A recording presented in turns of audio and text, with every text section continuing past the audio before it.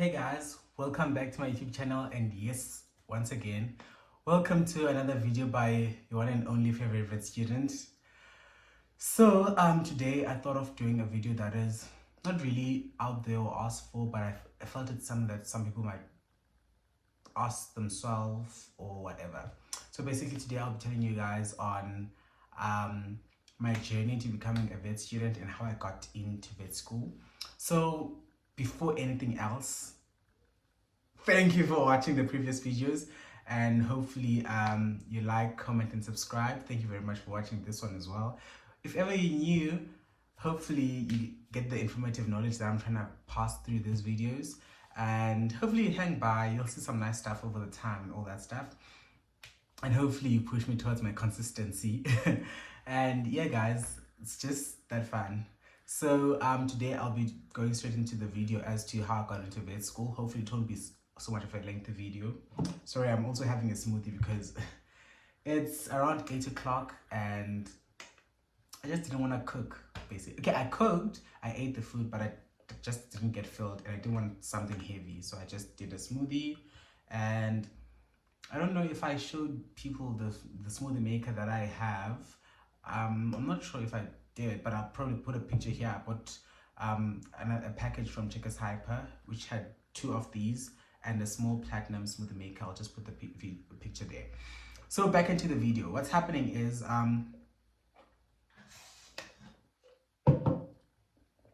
this is nice. So initially I didn't want to be a vet student. I don't want to do vet science.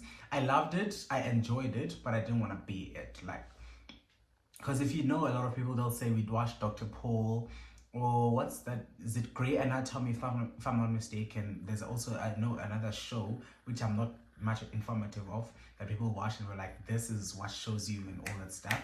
But in any case, I was not those type of people.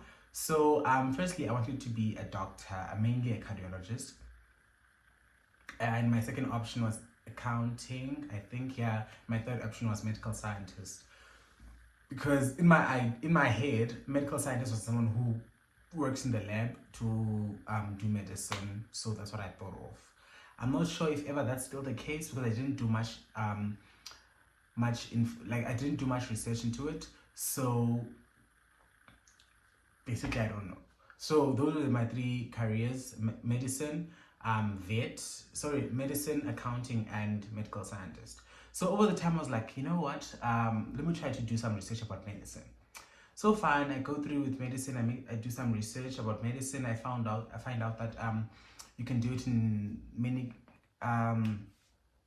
varsities, like UCT, which was my first university that I would have liked to go to. Because in my head, I wanted so bad to go to Cape Town.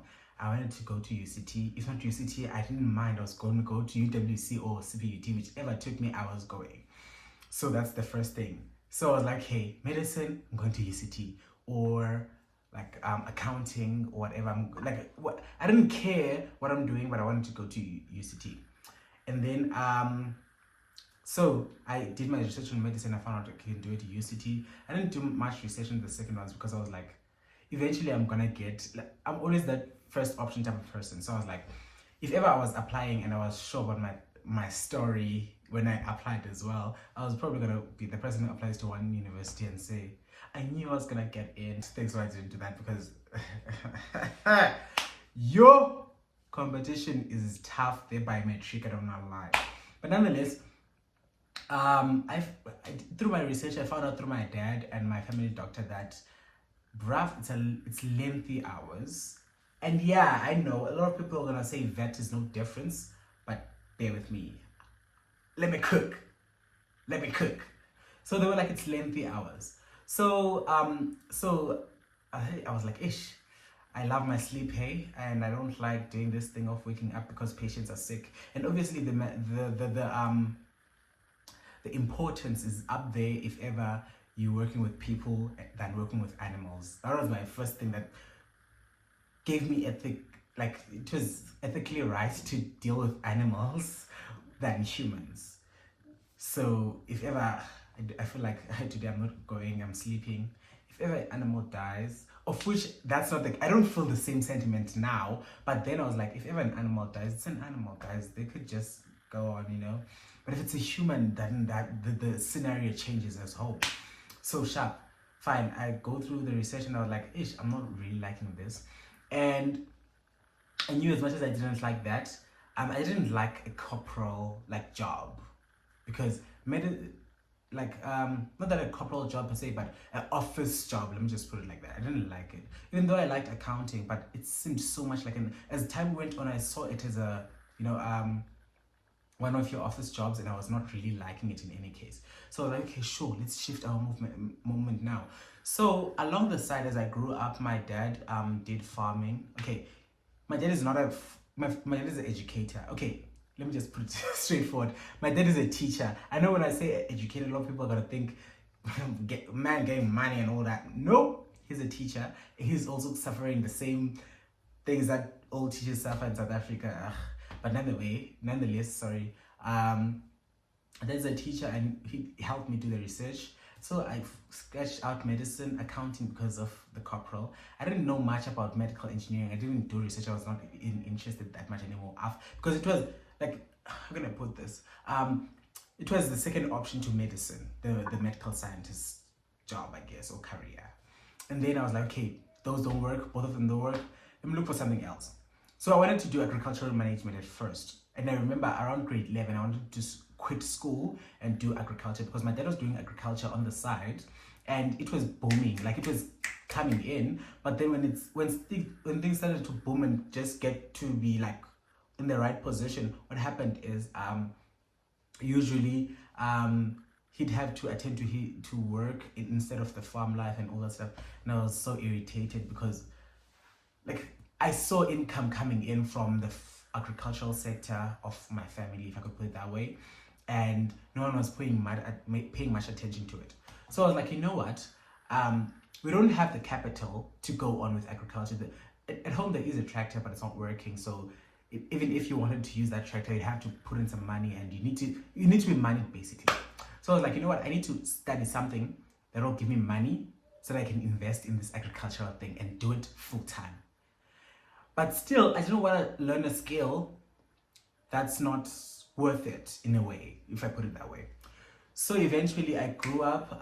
Over some time I learned about that there's vet science and it's medicine, like animal medicine. And I grew much in love with that. And it at some point felt better than like the initial plan. It felt better than the initial plan. So yeah, for me that made it. And that's how I got to choose vet medicine. So now I had to align this with my academics and everything at school. So luckily, in school I had already I think I had followed an initiative for this without me knowing. So I didn't say I need to be going to vet science, so I have to do A, B, C, D, M, G. No.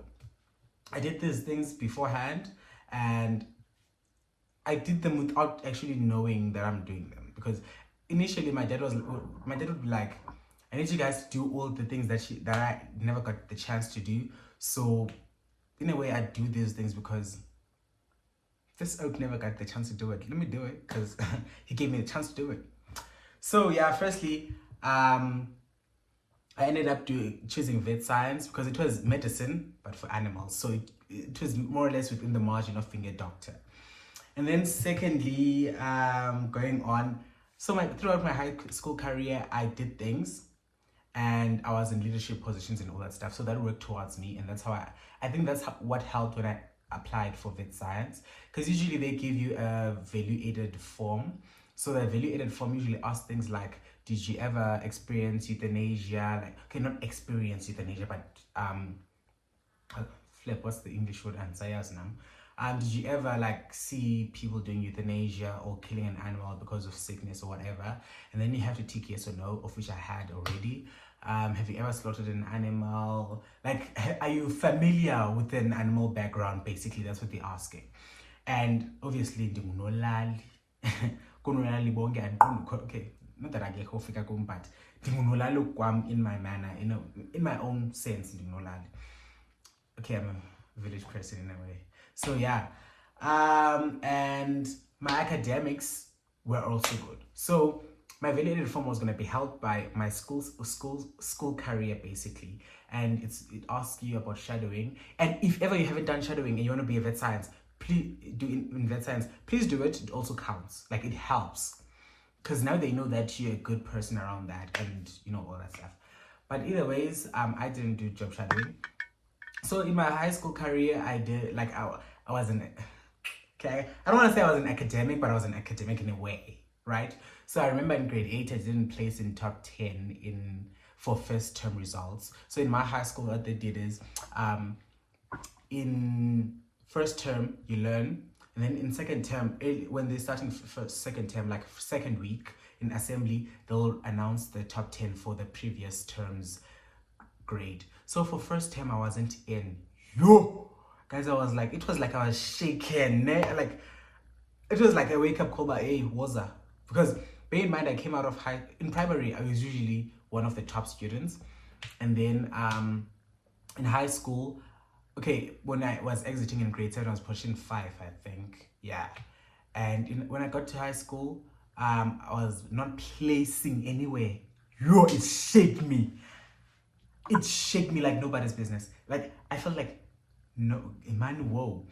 Like, obviously, I wasn't gonna be. There were people who were in the top 10 who were in my class, and I wasn't gonna be the bad person and not say congratulations and all that stuff.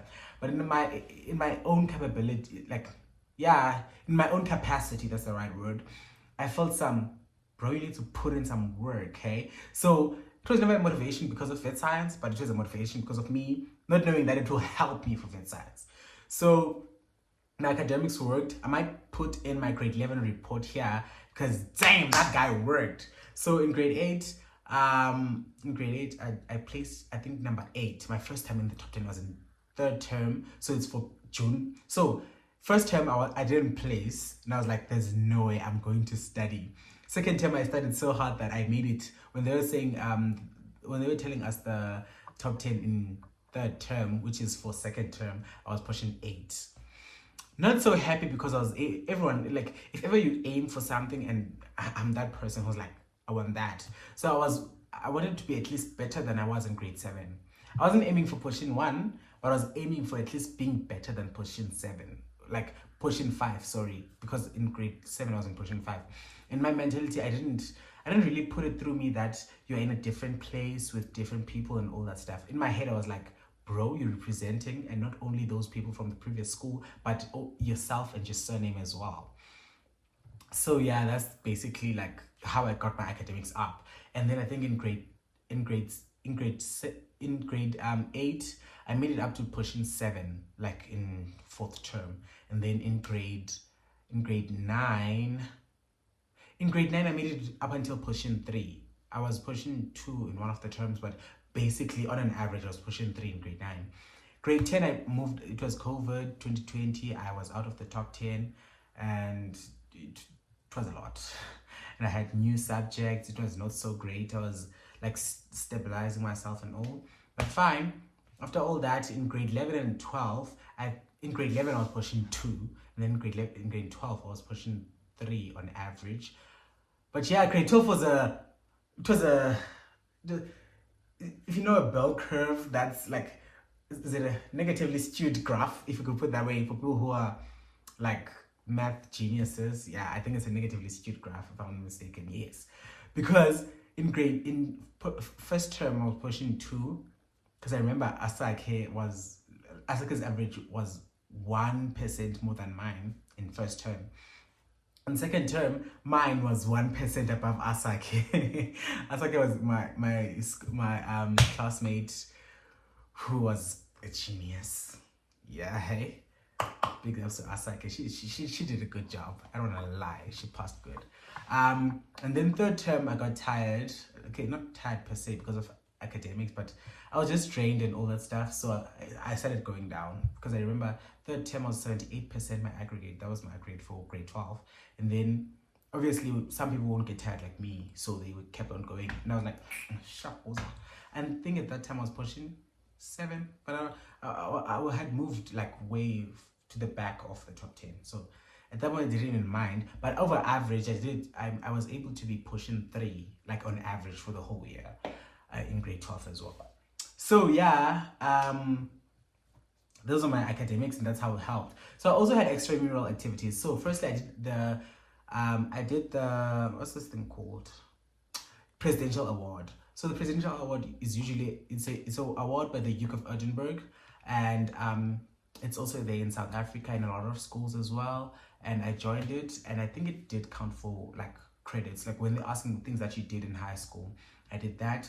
I also did debating. I did some sports. I did basketball at some point. I did intercare, I did chess. Intercare is more like interact for other people, because we term it differently. Other people call it interact or intercare for us. So basically it's more like outreach or community service. So yeah, I did those things, and I think those things really helped me. And I gotta say, my academics also backed me up a lot. So basically that's how I got in, because when I got in, what happened is they looked through my stuff, and I think why bruv, why? Sorry about that. I usually have a 9:15 alarm. So they saw that my academics were good, and I remember I got a conditional acceptance. And if ever you remember, I told you that my school career was like this. And I think around here, when it was just going down in October, on the 7th or 8th of October, I remember, I got an email, and it was a conditional acceptance for vet science. Bro, I was like, you know what? The muscle working, the working harder stops now. Because when you get a conditional acceptance, it's a form of, I accept you as long as you meet these criteria. And the criteria that was there was nobody's business for me. It was, you know. So I think that's what motivated me to be chilled more. Because a lot of people were still like, we're fighting, we want to make it into medicine, we want to make it into whatever, engineering and so on and so on. I want to still have good grades and all that stuff. For me, it was a matter of, bro, my place is damn secured. So guys, if ever you want to be in vet science, you better work hard now. I promise you it will pay off. I will show you guys my reports and how they were. If ever you need to see and be able to tell, that's why I secured that space. So basically, my grade 12 results, I think, helped me to secure my place, because that's the one they use, right? And then so yeah, basically that's how I got into vet school, and I just achieved what they asked on my conditional acceptance. You will see what they asked on my conditional acceptance here. And after that, I'll also place my right underneath, I'll place the, what's this thing called, statement here, to show you guys I tick those boxes like nobody's business, child. But yeah, it was not the good metric results for everyone, but for me they were substantial. They got me into school, and we'll talk about bursaries on the upcoming videos. But if ever you're also interested into vet science, please keep on watching. I will have more content and all that. I'm trying to be consistent. I'm currently on my quarter break. Hopefully I'm going to make as much content as possible now. And if ever you also interested on how to apply, my next upcoming video, which will be on Monday. I know last time I said Monday, and I didn't pull through. Trust me now. I know I don't have a reason to say trust me, but please do. Just do. Just give it off. Just trust me, and I'll make sure your trust is worth it. So basically on Monday, I will release a detailed video on what you need to have and everything to apply. And if ever you haven't noticed, 1st of April is here, and people are going to be applying and flooding those applications. So you better be one of the people to flood them first. Thank you very much for watching, guys. Please do the great stuff. Like, comment, subscribe, and share. If ever you're already in varsity, please share this on, because some people, which is could probably be on your Instagram, be on your TikTok, or any of your other socials, could be looking out for this. And thank you very much, guys, for watching. Yeah, you know what? Your favorite vet students out.